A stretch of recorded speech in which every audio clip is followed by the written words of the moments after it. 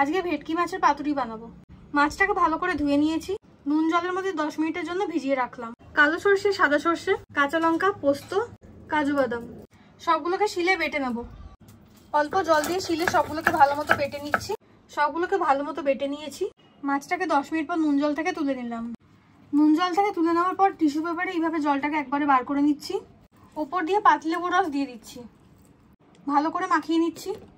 ওপরে মশলার পেস্টটা দিয়ে দিলাম, 1 চামচ টক দই দিলাম, পরিমাণ মতো নুন দিচ্ছি, হাফ টিস্পুন হলুদ গুঁড়ো, 1 টেবিল স্পুন কাঁচা সর্ষের তেল দিলাম। সবগুলোকে ভালো মতো ম্যারিনেট করে নিচ্ছি। কড়াই জল গরম করতে দিয়েছি, জল ফুটে গেছে। তার মধ্যে কলা পাতাগুলোকে এরকম ভাবে ভিজিয়ে নিচ্ছি যাতে কলা পাতাগুলো নরম হয়ে যায় আর না ফেটে যায়। পাতাগুলোর মধ্যে সর্ষের তেল মাখিয়ে নিয়েছি। এরপর ম্যারিনেট করা মাছটা এর উপর দিয়ে দিলাম। এর উপর কাঁচা লঙ্কা একটা দিয়ে দিলাম। পাতাটাকে ভালো মতো মুড়ে নিচ্ছি যাতে খুলে না যায়। এরপর সুতো দিয়ে বেঁধে দিচ্ছি। সুতো দিয়ে ভালো মতো বেঁধে নিয়েছি যাতে খুলে না যায়।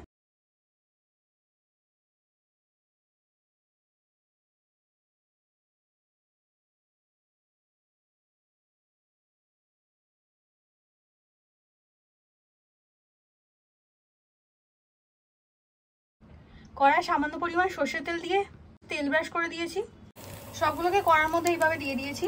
বেঁধে রাখা পোর্শনটা প্রথম দিকে উপর দিকে দিলাম। 5 মিনিটের জন্য লো ফ্লেমেতে ঢেকে দিলাম। 5 মিনিট পর ঢাকা তুলে সবগুলোকে উল্টে দিয়েছি। আরো 5 মিনিটের জন্য লো ফ্লেমেতে ঢাকা দিয়ে দিলাম।